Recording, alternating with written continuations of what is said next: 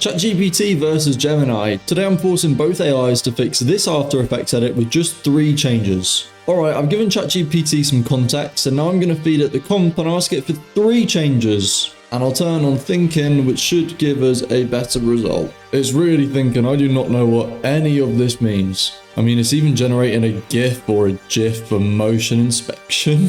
Alright, so it thought for nearly 3 minutes and has given me 3 changes now with a step-by-step tutorial on what to do. That's actually kind of cool. This is really cool. We're going to get into the first change now, which is fixing the floaty movement with proper easing and motion blur. I thought it was alright, but I guess not. And the rule is I have to do exactly what ChatGPT says. I cannot freestyle. I can't go off my own intuition or anything. I have to follow what it says exactly. So, step 1, select my position, scale, rotation keyframes on the card. And I have to press easy ease, which I have already done. You can see this is already easy eased, but we'll pay attention to it anyway. For the incoming keyframe, pull the handle so it's fast out. Okay, this is exactly what it was before. For the settle keyframe, pull the handle so it eases in hard, very low speed at the end. That's exactly what it was before. Turn on motion blur is the next step, which is actually a really good bit of advice, but because it's a pre-comp, it makes the whole thing disappear. Okay, I might be an idiot because I wasn't turning on motion blur, I was turning on the adjustment layer. Okay, it wants us to mess with the scale clearly with this extra tip. So I'm going to do what it says. We're going to give it a bit of an extra polish as it says. And we will mess with the keyframes as it instructed us to do with the rest of it, which is really tight-end it on the front. Do you know what? I think the edit actually needed that change. So I think ChatGPT is sort of cooked with that first change. Now for the second one, we have to make the stacked cards feel like real 3D depth. So we're going to put all the cards into a pre-comp called card stack pre-comp.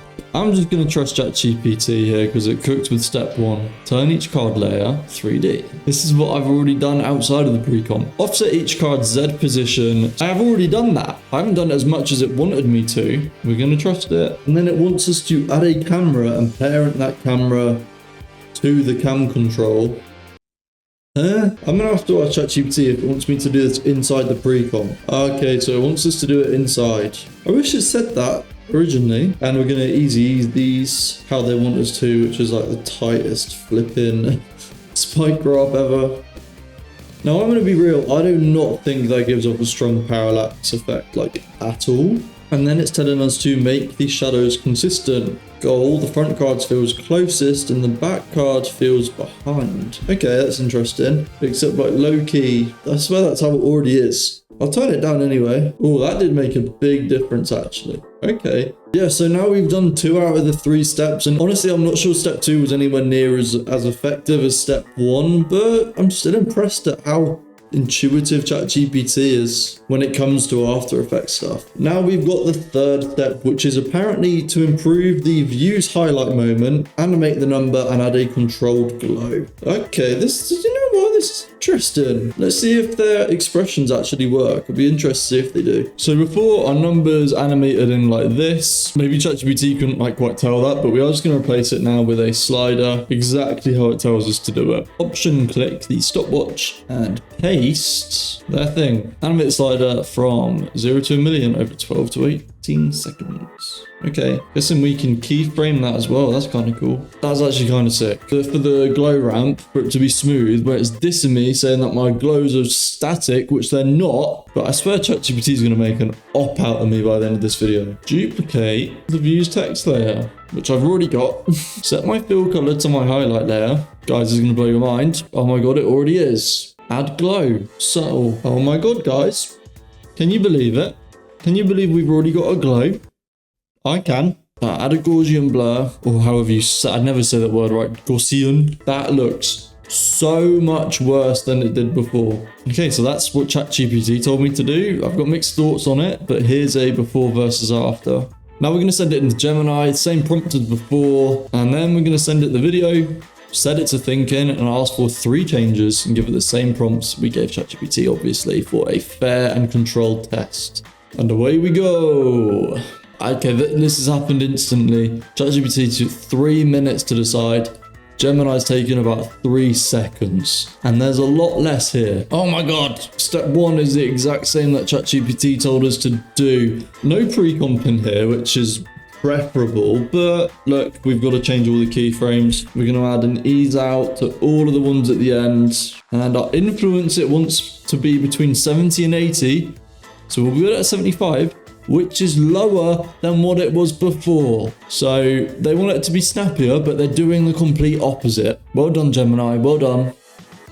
Wow. Okay, that's step 1 done already, guys. I think we might already have a strong winner for this competition. Fix number 2 is add a staggered follow through. To create depth, you need to stagger their appearance. It doesn't want us to move the actual positions of them. It just wants us to move the timings of them. Ooh, but it does also give a bonus pro tip, which is to add a slight rotation as they fan out. Okay, we'll do that. I'm going to use the staggering tools that are built into After Effects. That's awful. That looks so much worse. And then we're going to add a slight rotation to all of these as they fan out. I love that it doesn't even tell us like whether to rotate the X, Y, or Z on this. So we'll do both. Oh, you know what? That does look better. We're going to do it how Gemini likes their keyframes though, with an ease out and 80% influence from the back one.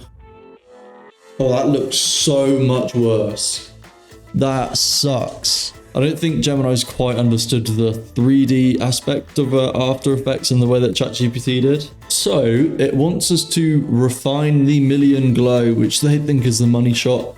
The yellow glow at the end is a bit nuclear. You know, it's interesting that both of them thought that. Maybe looking back on it now, it is a bit too much. So we're going to use a stacked glow and a scale pop for impact. Yeah, you know what? Looking at it there, that's a bit heavy, isn't it? Create a scale keyframe for the text. Oh my God, we're going to do an overshoot. Gemini's telling me how to overshoot scale. This is amazing. I'd never knew how to do an overshoot. It's so difficult. I want us to go forward 3 frames. I don't want to get this wrong. 1, 2, 3. Oh my God. I'm going to increase it by 10. And then I'm going to go forward 5. Oh, I cannot get this wrong. 1, 2, 3, 4, 5. I'm going to set it back to what it was before, which is 97. And it doesn't even tell us to keyframe it. That's amazing. Oh, that doesn't look cheap or tacky at all. Boing. Numbers, numbers, numbers, numbers. Boing. Instead of 1 heavy glow effect, use 2. Okay, this is an interesting idea. Set the first glow with a small glow radius. And we're going to keep our glow radius to between 10 and 15. We'll make it 15. And then we're going to add a second glow effect below it with a massive glow radius. Oh, isn't this exciting? Because it already looks so good like that. But here's the kicker. Now for a massive glow radius with a glow intensity of 0.2. Damn, it's really proved me wrong. That actually looks quite good. I fucking hate Gemini right now. How different does that look to the one before? I'm actually curious. As much as I like my original, I do think both AIs improved it in a way, but ChatGPT improved it so much more. ChatGPT is the winner. Like and subscribe if you want to see more videos like this.